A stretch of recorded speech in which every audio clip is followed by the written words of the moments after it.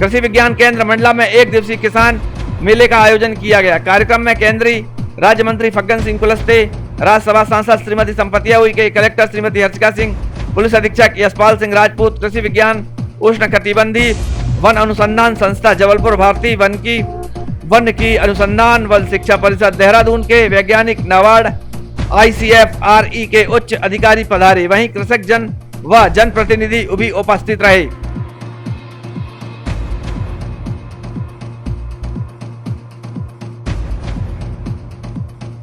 अनुसंधान संस्थान और किसान मेला क्या रणनीति क्या कैसे है इसको इम्प्लीमेंट? एक्चुअली हम पिछले 34 साल से हमारा इंस्टीट्यूट है और काफ़ी हमने R&D काफ़ी किया है। अब आगे बढ़ने का मतलब कि एक्सटेंशन करने का ज़्यादा महत्व है, क्योंकि जो रिसर्च हमने किया है उसका जो डायरेक्ट उनको जा सकता है, हितग्राहियों को उनको उनके तक पहुंचाना है। और हम रिसर्च करके छोड़ दिए तो कुछ नहीं होगा। वो रिसर्च का जो भी उनको डायरेक्ट बेनिफिट है उसको हम वैल्यू चेन प्रोजेक्ट बोलते हैं। जो वैल्यू चेन प्रोजेक्ट में ये होता है कि इंडस्ट्री के साथ जो कलेक्टर्स है, मतलब जो जंगल से जड़ी बूटियाँ कलेक्ट करते हैं, उनको जैसा हर्बल इंडस्ट्री है उनके साथ सीधा जोड़ना है। और जोड़ने से पहले इसका थोड़ा प्रोसेसिंग भी करना है, पोस्ट हार्वेस्टिंग बोलते हैं उसको। तो उनको जब जड़ी बूटी भाइयों एवं बहनों को यहीं पंडाल में भोजन जैसे जड़ी बूटियों को निकालते हैं तो क्या होता है कि जैसा रूट का जड़ का है पूरा उखाड़ देते हैं, वैसा नहीं करे। सस्टेनेबल हार्वेस्टिंग बोलते हैं, मतलब इस साल जितना मिले अगले साल भी उतना ही मिले, उसको पौधा भी सुरक्षित रहे, उसका भी हमने आविष्कार किया है। वो जो जंगल से जड़ी बूटियाँ इकट्ठा करते हैं उनको हम ट्रेनिंग करना चाहते हैं कि भैया ऐसा नहीं, ऐसा करो ताकि आपका आमदनी हर साल उतना ही रहेगा। और उसका प्रोसेसिंग मतलब कच्चा बेचे तो आपको ज़्यादा पैसे नहीं मिलेगा। ग्राउंड लेवल पर इसका क्या प्लान है? आप किसान तक कैसे पहुँचेंगे? या उसके लिए हमने नाबार्ड से और जायका का जापान से फंडिंग ले रहे हैं।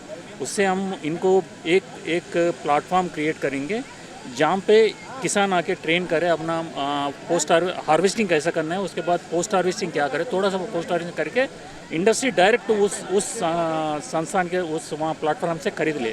जैसा मैं मान लीजिए कोई डाबर हूँ, मैं वैसे नाम ले रहा हूँ, कोई भी इंडस्ट्री डाबर हो, बैद्यनाथ हो, कोई भी हो, उनको मान लीजिए आंवला का चाहिए, इस एरिया से हमें 100 क्विंटल चाहिए, 100,000 क्विंटल चाहिए, उतना ही हम आंवला का उत्पादन करें और उसका प्री प्रोसेसिंग करें, फिर उनको डायरेक्ट बेचें, ताकि जो बिचौलापन होता है ना, मिडिलमैन कम करे और जो डायरेक्ट जो वो हितग्राही है उनको फ़ायदा ज़्यादा मिले। ये हमारा उद्देश्य है, इसलिए हमने फंडिंग ले रहे हैं, उसके तरफ इनको पहुंचा देते हैं। इनको समय क्यों लग गया? मंडला का किसान, बहुत सारा किसान पहले से डाबर, वैद्यनाथ को दे रहा, भोपाल में संजीवनी है, ऐसे बहुत सारे संस्थान है, टाइफाइड और सब, मगर इतना समय क्यों लग गया सरकार को?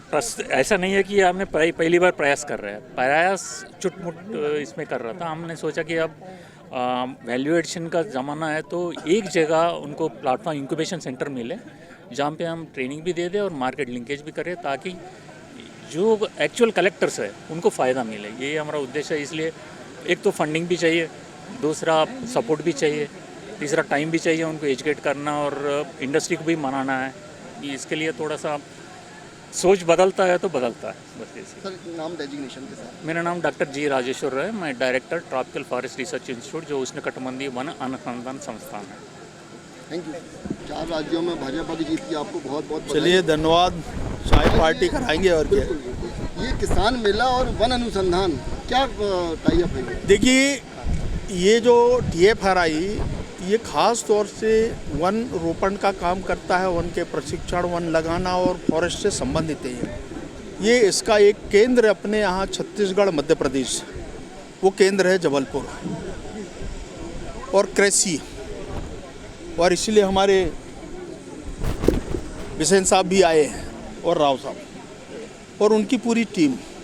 तो कुल मिलाकर के किसान, फॉरेस्ट और इससे लगा हुआ दोनों का एक प्रकार का हम अगर संयुक्त अभियान कहें तो किसानों के लिए उनके आमदनी बढ़ाने का एक जो माध्यम है। और इसलिए किसान कई तरह के, जैसे फॉरेस्ट का जो फॉरेस्ट प्रोडक्ट है, यहाँ पर बम्बू का प्लांटेशन है, लकड़ी का काम होता है, इस प्रकार के कुछ प्रदर्शनी का भी काम ऐसा उनने आयोजित किया है और इसीलिए इसका नाम मेला दिया है। और इस मेले में जितने भी प्रकार के यहाँ पर जो प्रोडक्ट हैं जो यहाँ पर बनाए जाते हैं अपने ज़िले में, उनका भी कुछ संग्रह किया है। उनके छोटी छोटी समितियाँ भी यहाँ उपस्थित हुए हैं और अभी आपने सुना होगा कि वास्तव में अगर इनको और थोड़ा सा बाजार की व्यवस्था हो तो ज़्यादा सक्षम हो पाएंगे। और इनमें महिलाओं की संख्या बहुत बड़ी है समूहों की, तो ये काम इसमें से होता है। और इसलिए किसान के लिए, किसान की आमदनी बढ़ाने के लिए इस प्रकार के कई संसाधन, कई प्रकार के आयाम हैं, उनको शुरू करने का एक प्रकार का एक अभियान है और इसलिए इसका नाम मेले का रूप में दिया गया है। उत्तर प्रदेश में सपा को एक, मायावती को एक और कांग्रेस को दो, प्रियंका का जादू भी नहीं चला, क्या कहना चाहेंगे? देखिए, वास्तव में ये आपको समझना पड़ेगा मोदी जी की जादू को। मैंने कहा कि आज इसके बारे में लोग जो शिकायत करते थे, आज वास्तव में अगर हम 1 रुपया दिल्ली से भेजते हैं तो 1 रुपये उस गरीब को मिलता है। ये जो पूरा सिस्टम किया है, इसके कारण करप्शन मुक्त हम कह सकते हैं, कोई लीकेज नहीं और सीधे इंडिविजुअल्स को, बेनिफिशरीज को सीधा लाभ होता है और सरकार की जितनी योजनाएं हैं उन योजनाओं का उनको लाभ मिलता है। और इसके कारण लोग सरकार के कारण बीजेपी से, प्रधानमंत्री नरेंद्र मोदी जी से जुड़े हैं। मैं स्वयं 10 जिलों में, मेरा उत्तर प्रदेश में जाना हुआ, मेरे पास फ़ोन आया, मैं 10 जिलों में से 2 सीटें हमारे हैं, बाकी सब सीटें जीती। तो ये एक स्थिति है और मैं केवल इसको ही फोकस करके मैंने कहा, आपने सुना होगा कल जब शाम के जब रिजल्ट के जो परिणाम आए इसके बाद योगी जी ने कहा कि हमने 1,41,00,000 लोगों को सीधा हमने लाभ पहुंचाया, उनके घर में हमने बिजली लगाया, हमने 30,000 ग्राम सभाओं को हमने पारित किया और उनको वो अधिकार हमने दिया। इसी प्रकार से मैंने वहाँ पर देखा और ये बहुत बड़ा कारण है जीत का कि सीधे लोग क्या चाहते हैं कि सीधा हमको लाभ मिले, बीच में कोई बिचौलिया नहीं रहे, जो भी एजेंसी है, तंत्र है, वो हमको मार्गदर्शन करे।